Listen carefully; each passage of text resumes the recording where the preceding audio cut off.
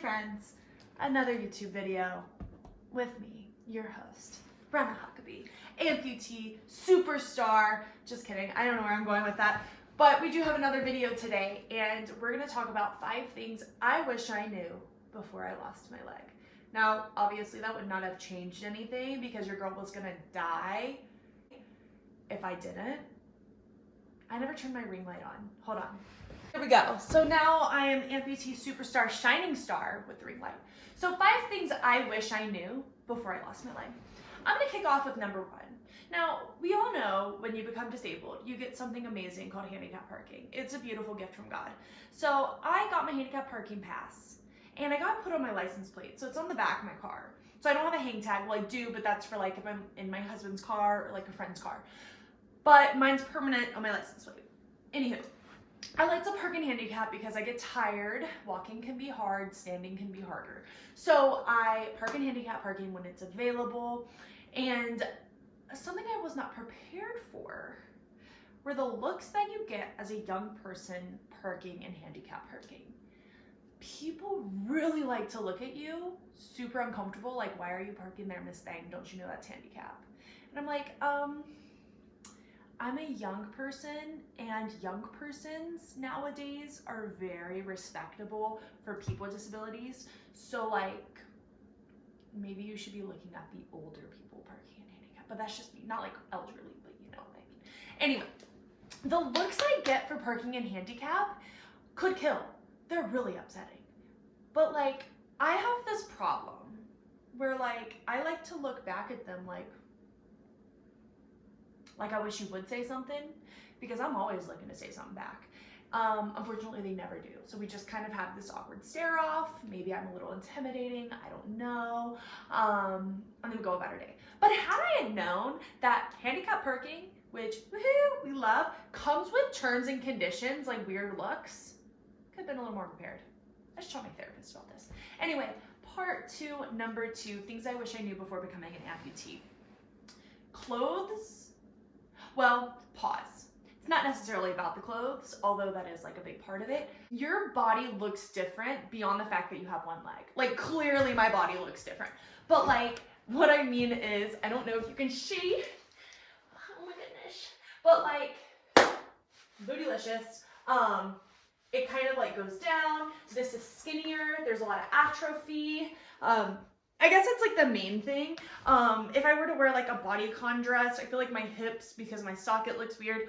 Also, going back to clothes, I'll wear like a cute little skirt or dress, and it'll like start riding up on my prosthetic side, but because I can't feel it, I'm just walking around with my skirt or dress like cocked out on one side. So I always wear shorts or like, you know, spandex shorts underneath my clothes, not because I'm worried about body shaping, but because I might be flashing people and not even knowing because of my leg. Additionally, going on to that topic, sometimes my shorts will get like tucked in the back.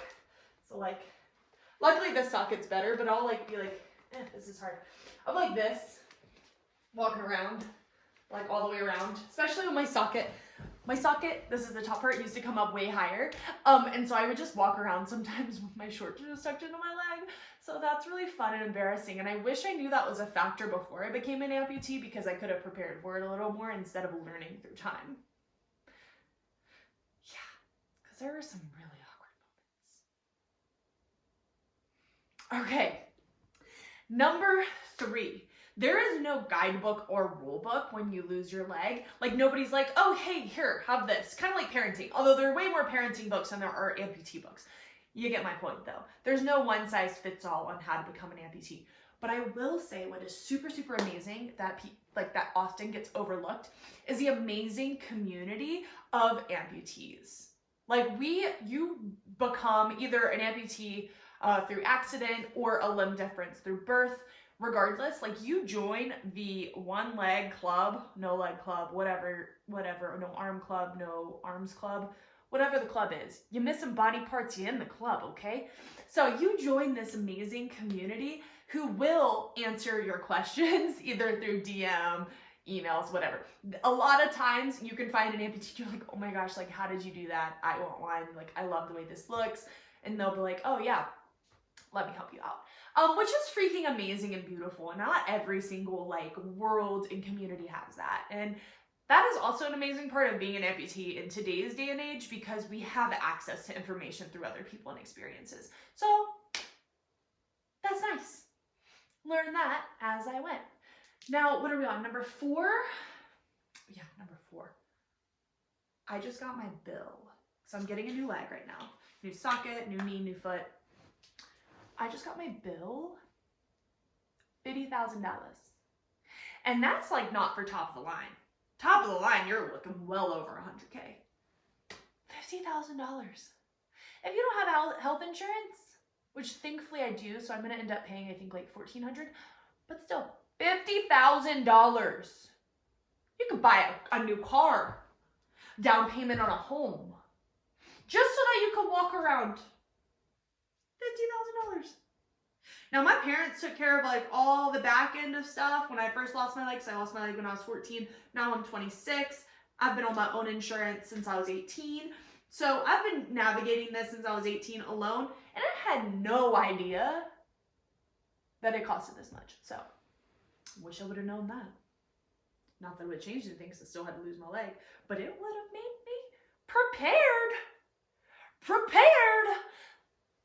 I could be saving for a down payment on the house. Nope, gotta save for a new leg so I can walk around. Gotta be quicker than that. Amputee life, am I right? Number 5. I wrote it down, but I want to like make sure I got it. Oh, number 5. I don't know if it's because I'm a woman. I don't know if it's because I'm younger. I don't know if it's because I have one leg. But there is something about my energy and my aura now that I've lost one leg that says, please approach me. Please, while I am getting groceries, come take my time by talking to me. I'm at the gas station pumping my gas. Please come up to me and talk to me. I got a screaming toddler in my shopping cart. Please come up and talk to me. I swear, and it started when I lost my leg. I will never forget the first time I went out in public after losing my leg. It was Black Friday shopping. I went with my aunt and my cousin and my best friend, and I was getting pushed in a wheelchair, and I had so many people come up to me, and I was so overwhelmed. Granted, it could be very nice, amazing, beautiful things, but it's a lot. Like, it is a lot, and it's all the time, and it still has been happening to this day, forever. So when you lose your leg, you suddenly just become approachable. Everybody's got to talk to you. Everybody has a compliment, which like we love compliments. I'll be like, oh no, tell me more. I'm just kidding. But my point is like when I lost my leg, I just became like misapproachable, and that never happened before I lost my leg. Like, I want to make that clear. I would be out in public with 2 legs, same girl, lost my leg, suddenly everybody and their best friend wants to talk to me, which is fine, but just so you're prepared, okay? I wish I would have known that would have happened. I did see somebody recently make business cards for like, oh, hey, I think you're cute, I want to date you. Maybe we should make amputee business cards that are like, this is how I lost my leg, stop asking.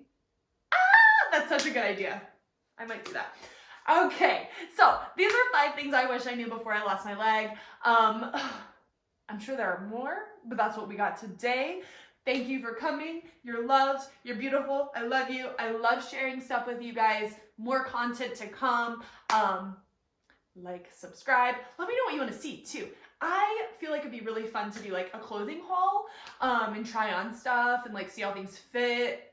Let me know if you guys want that or interested because I do be liking fashion stuff. So I'm trying to get it more into it because I'm starting to like be okay with the way that things fit and like show it off more and like find my style. So anyway, thank you guys and I will see you next week.